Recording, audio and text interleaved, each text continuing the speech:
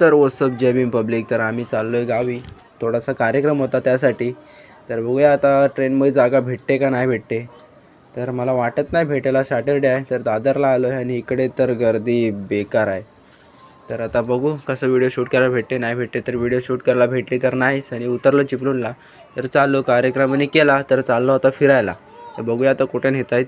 3 गाड्या काढलेल्या, सॉरी 4. तर आता लाईट हाऊसला जायचा प्लॅन झाला आहे. तर आता बघूया, हा व्हिडिओ काढतो पाठवून, मी गाडी चालवतो त्याची. तर हा नजारा जरा एन्जॉय करा. तर एन्जॉय म्हणजे फिल्टर लावला असता अजून चांगला झाला असता, पण जाऊ दे.